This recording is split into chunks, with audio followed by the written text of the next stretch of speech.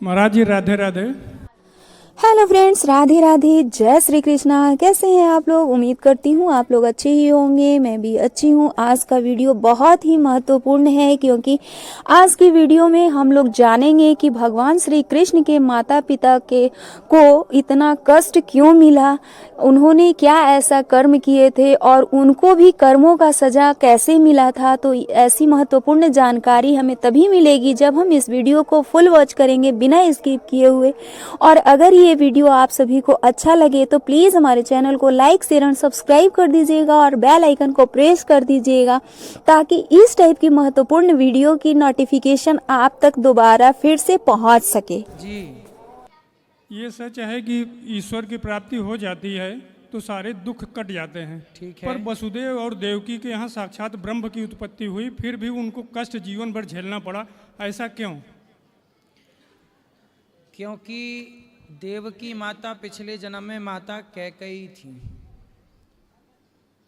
कैकई माँ के कारण ही बेवजह राम को 14 वर्ष का वनवास उठाना पड़ा। व्यर्थ में उन्हें कष्ट हुआ, इसलिए वही माता देवकी इस जन्म में देवकी बनी, कैकई माता। तो उन्होंने भगवान को, जो कहते ना को न काहू को सुख दुख कर दाता, निज कृत कर्म भोग सब भ्राता।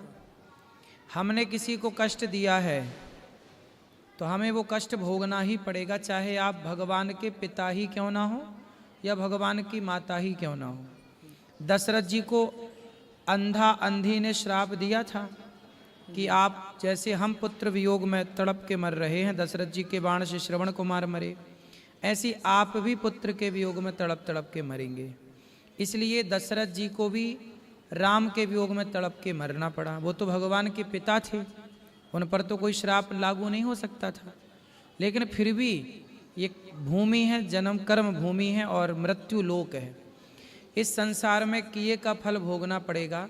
भगवान के दर्शन से माता देवकी वसुदेव जी तो बंधन से मुक्त हो गए थे, इसीलिए तो वसुदेव जी लेके गए यशोदा के पास। तो भगवान तो चाहते तो बंधन से मुक्त कर भी दिए, सब हो सकता। लेकिन फिर भी जो उनके भाग्य का दुख था, देवकी और वसुदेव जी के, वो उनके भाग्य का दुख भी उनको भोगना पड़ा। पर उनके पुण्य थे तो पुण्य के कारण कृष्ण जैसा पुत्र भी उनको मिला। तो दोनों संग रहेंगे, आपके पाप भी आपके पुण्य भी। मेरे पाप मुझे भोगने ही पड़ेंगे, अवश्यमेव भोक्तव्यम, गीता में लिखा है। जो शुभ अशुभ कर्म है अवश्यमेव भोक्तव्यम, भोगना ही पड़ेगा, इसलिए भोगना पड़ा है। महाराज जी, दूसरा प्रश्न ये है कि सत्संग में हमेशा ये चर्चा होती है कि ब्रह्मचर्य का पालन करिए। हाँ, तो ब्रह्मचर्य सिर्फ पति पत्नी का, गृहस्थ जीवन में पति पत्नी का संबंध से ही गृहस्थ ब्रह्मचर्य का संबंध है या वो बहुत बृहत है ब्रह्मचर्य का मान? दो बातें हैं इसके पीछे। देखो, पहला तो ये है कि हम अपनी पत्नी के सिवा पराई स्त्री को कभी ना देखें। देखें तो माता के रूप में, बहन के रूप में और बेटी के रूप में। ऐसे ही नारी पराये पुरुष को पिता के रूप में, भाई और बेटे के रूप में। यदि आपकी ये दृष्टि है और दोनों पति पत्नी आप साथ रहते हैं और सांसारिक सुख ले रहे हैं तो भी आप ब्रह्मचारी ही कहलाएंगे, क्योंकि आपने पराई नारी पराये पुरुष की ओर नहीं देखा, अपनी पत्नी पति में खुश है, ये भी ब्रह्मचर्य ही है। लेकिन एक दूसरा कारण भी है कि आप पति पत्नी संग में हैं तो भी यदि आपका ब्रह्मचर्य नष्ट हुआ तो आपके अंदर जो शक्ति थी, ब्रह्मचर्य क्या है? हमारे भीतर की एनर्जी। कहते हैं ना, जब हम भोजन करते हैं तो हमारे भोजन के 3 भाग होते हैं। हम जैसे भोजन किए, कुछ भी खाए, रोटी चावल फल फूल मांस कुछ भी खाओ, जो भी आपने खाया उसके 3 हिस्से होते हैं। भोजन का एक हिस्सा मलमूत्र बन के बाहर आ जाता है। भोजन का जो दूसरा हिस्सा है वो हमारे शरीर में हमारे खून का, हमारे मांस का, हमारी हड्डियों का और हमारे वीर्य का निर्माण करता है।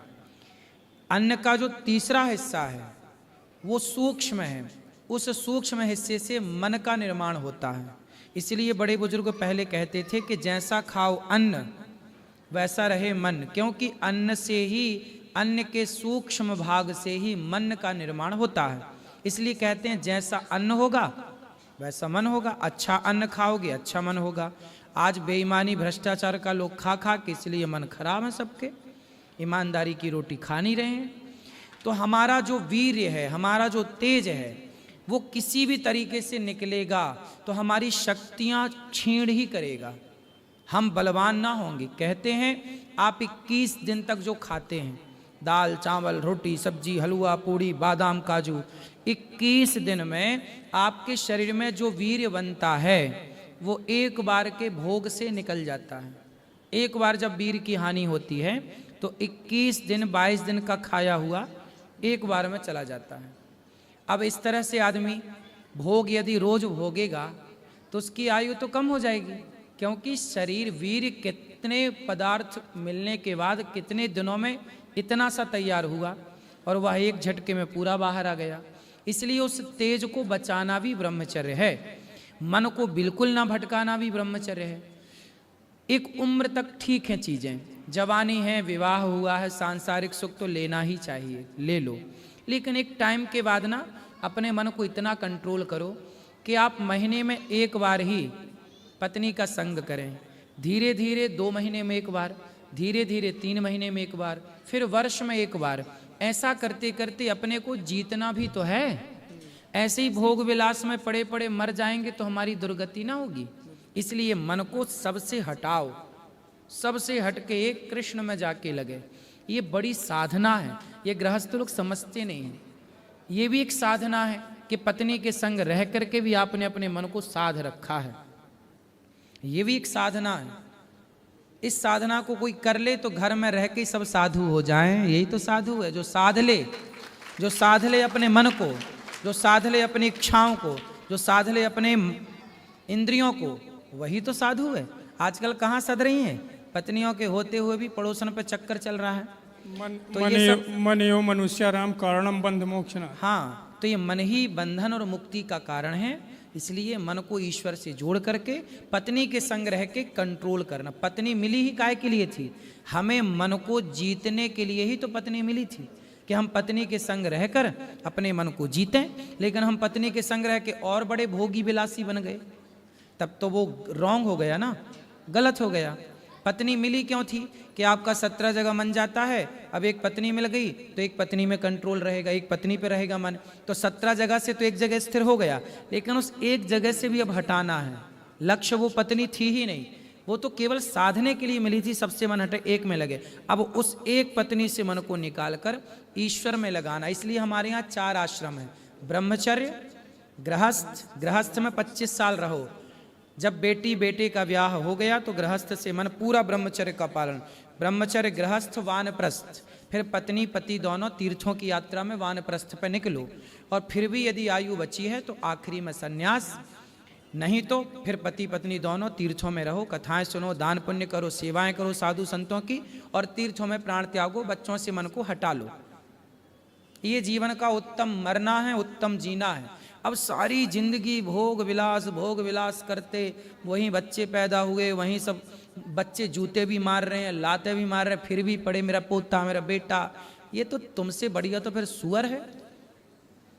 यदि इतनी गंदगी तुम्हें पसंद थी तो सुअर इसी गंदगी में तो रहता है, तुम समझते नहीं हो, ये दलदल है।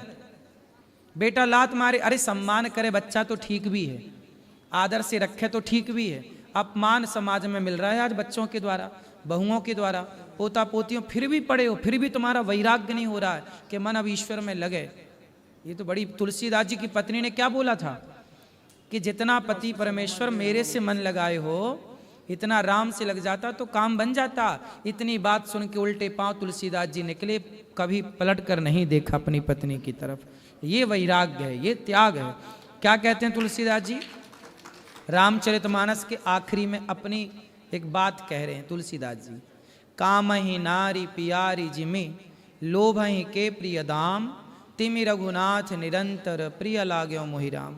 जैसे कामी को नारी पसंद है, प्रिय है, काम ही नारी पियारी जिमी, जैसे कामी पुरुष को नारी बहुत प्रिय है, लोभी व्यक्ति को धन बहुत प्रिय है, हे प्रभु इसी तरह आप हमें प्रिय लगने लग जाओ, हे नाथ हमारा मन आप में लग जाए, तब कल्याण है साहब। ये लोग समझते नहीं, लोग क्या समझाएं। महाराज जी दूसरा एक थोड़ा सा छोटा सा माइक पास में लेके बोलो। जैसे व्यक्ति शुरुआत में अपना अभ्यास करता है, ईश्वर की तरफ जाता है, जप करता है, नाम का जप करता है, तो कभी ध्यान लगता है, कभी नहीं लगता, अधिकतर नहीं लगता है। तो का भाव कुभाव अलख आना हो, जैसे भी जपें अगर मन नहीं लग भी रहा है तो भी जप करते हैं, तो क्या उसका कुछ परिणाम है या फिर? हाँ हाँ, मन ना लगे, मन लगने ही मत दो ना। मन भगवान में नहीं लग रहा ना, ये समस्या नहीं है कि नहीं लग रहा, मन ना लगने दो, जाए मन, तू जा, तेरा मन जहाँ कर जा। पर हम बैठ के कथाएं सुने, हम बैठ के माला जपें, हम बैठ के संतों का संग करें, हम बैठ के कृष्ण कृष्ण नारायण नारायण जपें। जब हम मतलब ये शरीर से जब आप जाप करोगे, आत्मा से जाप करोगे, तो मन कब तक भटकेगा।